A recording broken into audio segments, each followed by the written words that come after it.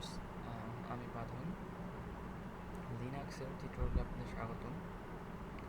তো আজকে আমি আপনাদের দেখাবো আসলে ইফিলস ইউজ করে শেল স্ক্রিপ্টের মাধ্যমে আমরা কীভাবে সিম্পল ক্যালকুলেটর তৈরি করতে পারি।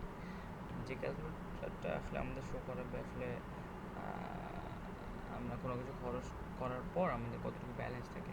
আমি সাপোজ ধরেন আমি একটা মার্কেটে গেলাম, আমার কাছে আসলে ব্যালেন্স আছে 500, দেন আমি 200 টাকা শপিং করলাম, দেন আমার কত টাকা থাকবে আসলে ব্যালেন্স অবশিষ্ট কত টাকা থাকবে, তো আমাদের এই ক্যালকুলেটরটা সেটা শো করবে আর কি। তো চলুন, তো এটার জন্য প্রথমে আমরা আমাদের টার্মিনাল ওপেন করে নেই, দেন আগে ডেস্কটপ ডাইরেক্টরিতে যাই যাতে আপনাদের দেখতে সুবিধা হয়।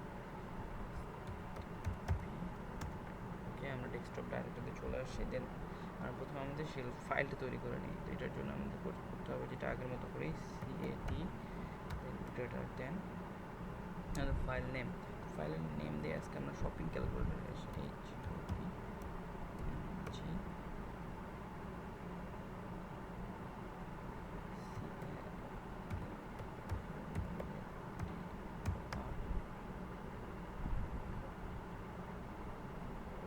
আচ্ছা, নামটা অনেক বড় হয়ে যাচ্ছে, জাস্ট সিম্পল একটা নাম দিই,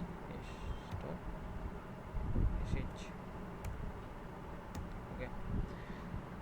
তো আমি অলরেডি কোডটা করে রাখছি, দেন তো আমি আগে কপি করে নিই, নাহলে হয়তো বা পুরো কোড লিখতে গেলে অনেক বেশি টাইম স্পেন্ড হয়ে যাবে টিউটোরিয়ালে।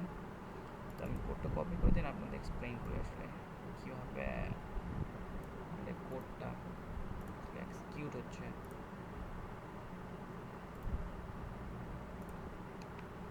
তো এই হচ্ছে আমাদের কোড।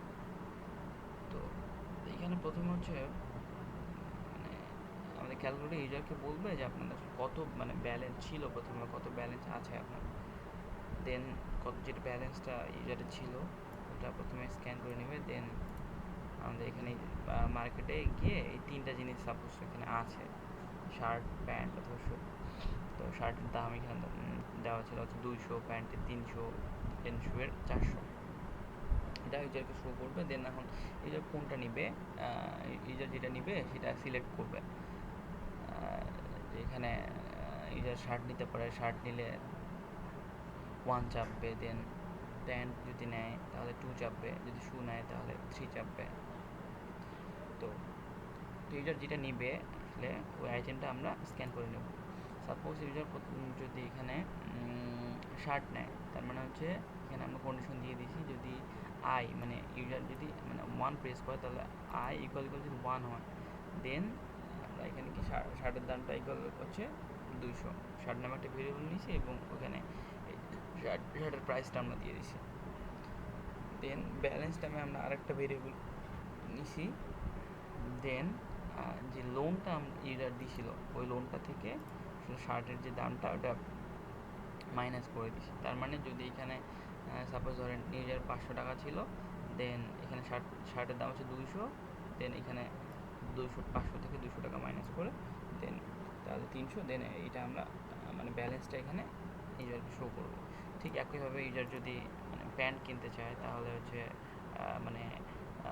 2 প্রেস করবে, দেন আমরা কী করবো যে প্যান্ট নামে একটা ভেরিয়েবল নিয়ে দেন এখানে 300 অ্যাসাইন করে দিব। এখানে চেক করার পর যদি আসলে ইউজার 2 প্রেস করে দেন আমরা এটা কাজ করবো আর কি।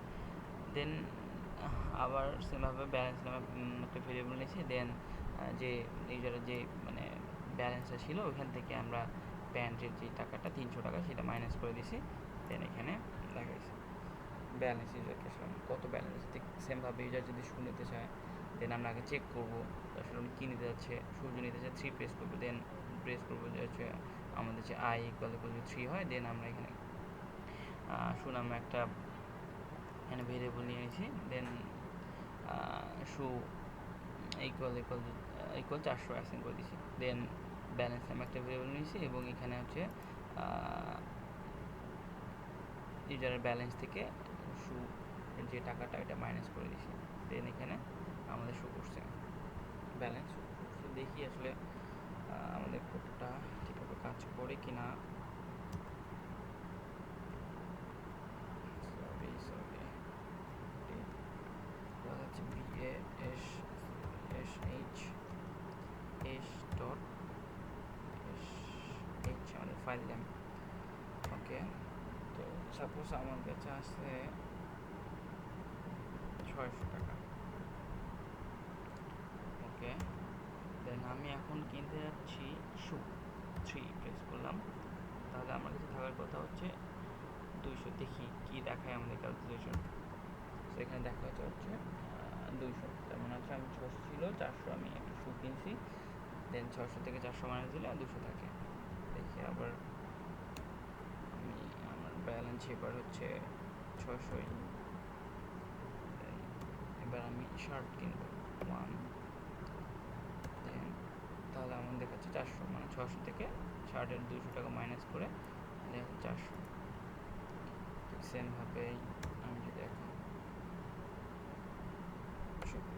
600, আমার যদি এখন প্যান্ট কিনি, শু প্রেস করি, দেন এখন দেখা যাচ্ছে 300, মানে হচ্ছে 600 থেকে 300 মাইনাস প্যান্টের যে ব্যালেন্সটা আমার খরচ হচ্ছে মাইনাস দিয়ে, দেন আমাকে দেখাবে যে আমার যে অবশিষ্ট ব্যালেন্স হচ্ছে 300 আছে।